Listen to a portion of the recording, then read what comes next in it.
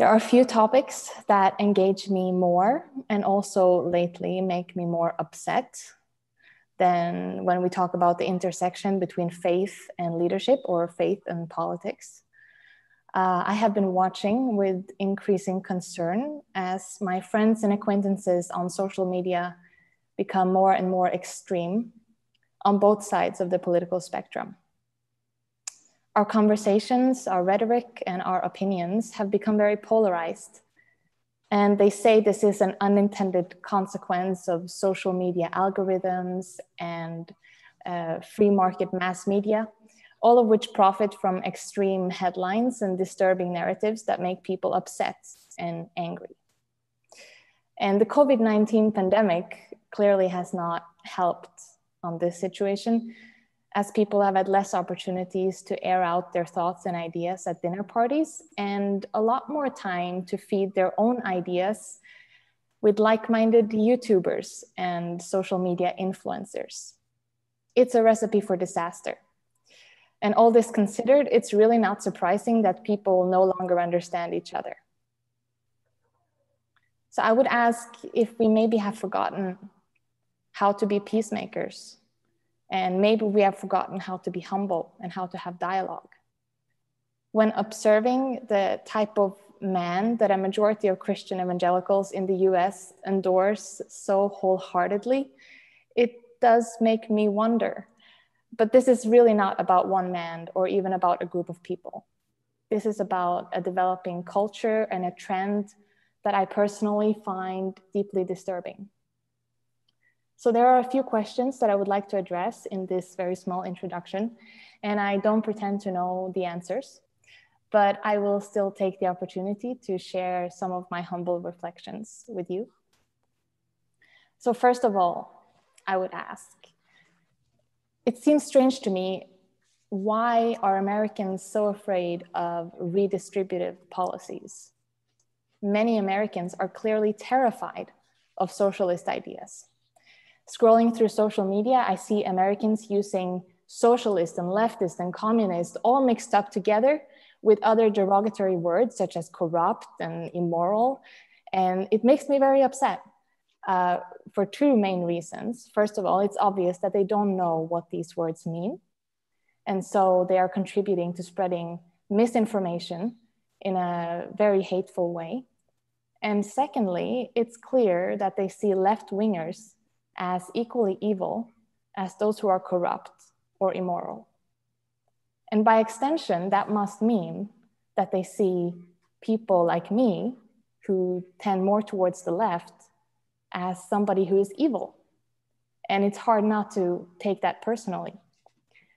So where I stand on the political spectrum really depends on the country in question. In the US, I would without a doubt qualify as a leftist. And many Americans might wrongfully go so far as to call me communist, which has happened. Meanwhile, in Norway, where I come from, I have generally tended to be more center-right.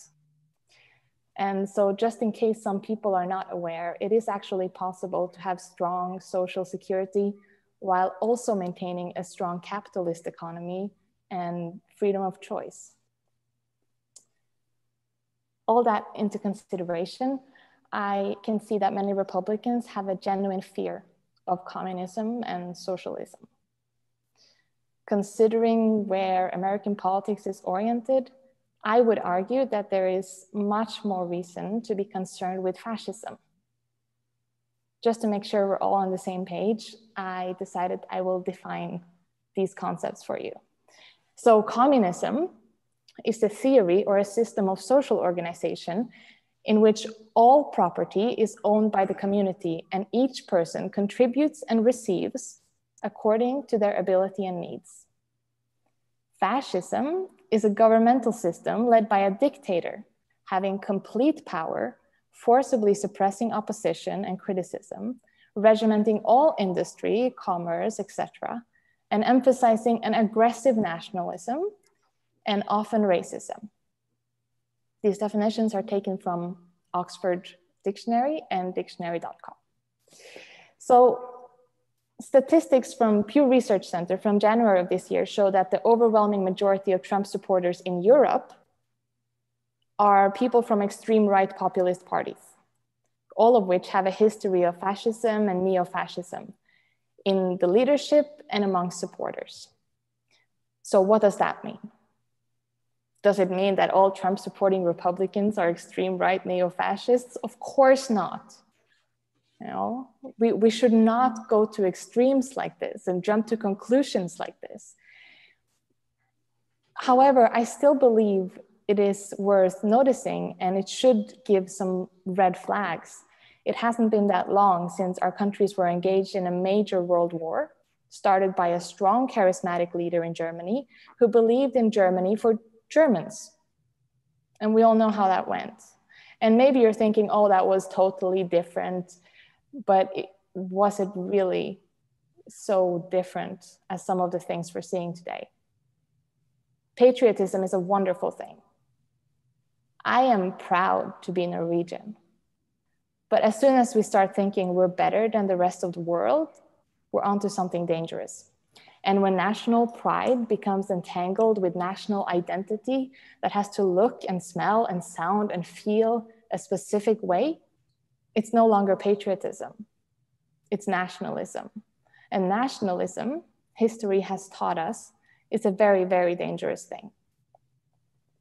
So I guess this is why many Europeans find it very strange when Americans raise their flags on any given day and exclaim USA, USA in campaign rallies and even in churches.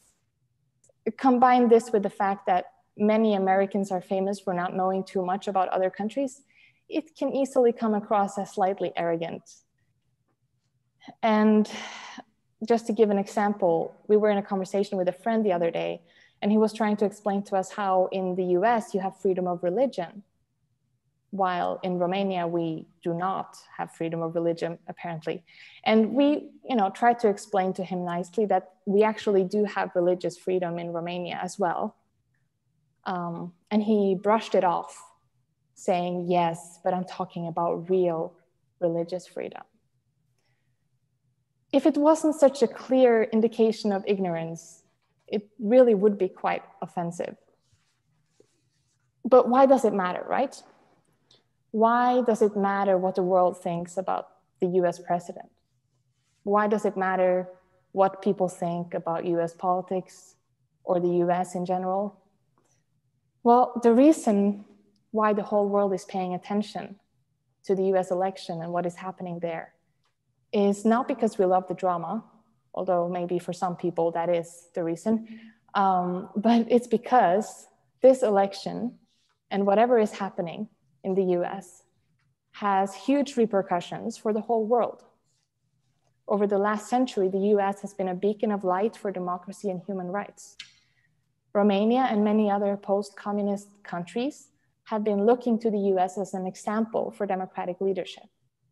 Adding to that, for many years, American missionaries have been coming to Romania and establishing deep roots and strong connection with the evangelical churches here.